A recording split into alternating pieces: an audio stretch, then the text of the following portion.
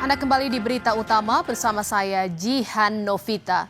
Saudara, nasib tragis dialami seorang karyawati minimarket di Purwakarta, Jawa Barat. Karir yang dibangunnya dalam setahun ini berakhir di tengah jalan. Nyawanya melayang di tangan atasan yang selama ini ia percaya sebagai teman curhat.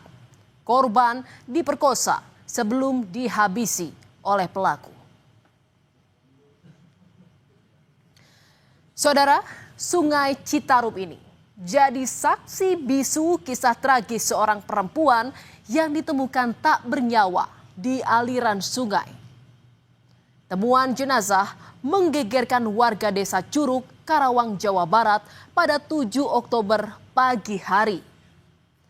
Jenazah teridentifikasi sebagai DO, warga Karawang yang sehari-hari bekerja di minimarket rest area kilometer 72 Tol Cipularang, Purwakarta, Jawa Barat. Seperti tahun-tahun sebelumnya, 7 Oktober semestinya menjadi momen spesial bagi DO. Hari di mana ia merayakan ulang tahun bersama orang-orang terkasih. Tapi saudara, takdir berkata lain. Perayaan berganti dengan lantunan doa dan ucapan duka cita atas kepergian DO untuk selama-lamanya. Tragis, DO dimakamkan di hari kelahirannya. Saudara, sebelum terungkap, pelaku Herianto 2 kali datang ke rumah duka untuk menyampaikan bela sungkawa dan menghadiri pemakaman korban. Pihak keluarga tidak curiga dengan kehadiran pelaku di antara para pelayat lainnya. Namun saudara, keluarga merasa janggal saat pelaku menolak melihat foto temuan korban yang ditunjukkan oleh keluarga. Si pelaku ini datang 2 kali. Hari apa aja? Di hari Selasa dan Rabu. Saat itu ada gerak-gerik yang mencurigakan nggak? Gerak-geriknya aja. Untuk gerak-gerik sih nggak ada, cuma ya itu aja yang pas ditunjukin foto almarhum ditemukan, dia sempat nolak itu jangan-jangan. Nah, kita keluarga kan berpikir pelaku ini atasan atau teman kerja korban. Mungkin kasihan dah nggak tega ngelihat korban kan. Saudara, tak butuh waktu lama, 1 hari setelah jenazah korban ditemukan, polisi menangkap Herianto. Ia ditangkap saat menjalankan pekerjaannya sebagai kepala toko di minimarket rest area kilometer 72 Tol Cipularang, wilayah Purwakarta, Jawa Barat. Tanpa perlawanan, Herianto tampak pasrah saat dibekuk dan digelandang ke kantor polisi.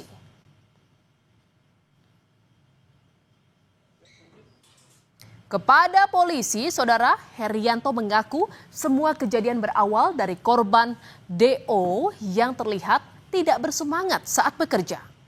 Korban bercerita ia sulit melupakan mantan kekasihnya. Herianto memberi saran untuk minta bantuan paranormal demi menghapus bayangan sang mantan. Korban menyetujui. Sebagai rekan kerja, hubungan antara pelaku dan korban terbilang dekat karena kerap saling bercerita. Dan saudara, tanpa menaruh curiga, pada Minggu 5 Oktober, korban datang ke rumah pelaku di Purwakarta, Jawa Barat. Saat itu, istri dan anak pelaku sedang tak berada di rumah.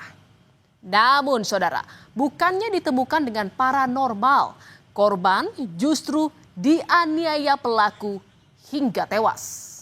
Bahkan ia sempat diperkosa sebelum nyawanya dihabisi. Setelah itu saudara, pelaku mengambil perhiasan, ponsel hingga motor korban. Saudara, barang-barang berharga milik korban dijual dan Hasilnya terkumpul sebesar 4 juta rupiah. Sedangkan sepeda motor masih disembunyikan di sebuah rumah kosong oleh pelaku. Dan barang-barang lain seperti baju dan juga tas korban dibakar untuk menghilangkan jejak. Dan saudara, Satreskrim Polres Purwakarta, Jawa Barat telah menggelar olah TKP di rumah pelaku Herianto di Cibatu, Purwakarta, Jawa Barat. Dari hasil olah TKP juga diketahui korban dibunuh di ruang tamu. Polisi menyita 6 barang bukti, di antaranya sisa pembakaran barang korban, jas hujan, lakban, tali, gunting, dan sebilah golok. Dan saudara, pelaku kemudian membuangnya di jembatan merah Sungai Citarum, Jatiluhur, Purwakarta pada Minggu malam dengan dibantu 2 teman pelaku. Dan di jembatan merah Purwakarta inilah saudara, tempat tersangka Herianto membuang jenazah korban. Ketika mengetahui korban meninggal, tersangka Herianto langsung memasukkan jasad korban ke dalam kardus. Dengan dibantu 2 temannya, kardus dibawa menggunakan mobil rental ke Jembatan Merah Purwakarta pada Minggu tengah malam. Kemudian kardus berisi jenazah korban dibuang ke Sungai Citarum. Ini terjadi pembuangan korban, jenazah korban yang dimasukkan di dalam kardus itu dibuang di daerah sini, di kali sungai ini ya. Itu pada hari Minggu tanggal 5 sekitar lebih kurang jam 00. Kemudian pembuangan ini pun dilakukan bersama dengan teman-temannya yang teman-temannya ini masih dalam proses pendalaman untuk mengetahui apakah yang bersangkutan ada unsur kesengajaan atau ada unsur perbuatan melawan hukum yang dilakukan dengan terjadinya peristiwa yang sedang kita dalam proses penyidikan. Alasan ekonomi diduga melatar belakangi pembunuhan karyawati minimarket di Purwakarta, Jawa Barat, saudara. Pelaku diduga tergiur oleh harta korban. Keluarga menyatakan sebelum meninggal, korban bercerita bahwa pelaku meminjam uang namun menolak ditransfer. Korban datang ke rumah pelaku untuk mengantarkan uang pinjaman tersebut. Keluarga korban membantah pernyataan pelaku yang menyebut korban datang untuk menemui orang pintar atau paranormal demi melupakan mantan kekasih. Itu si Pelaku.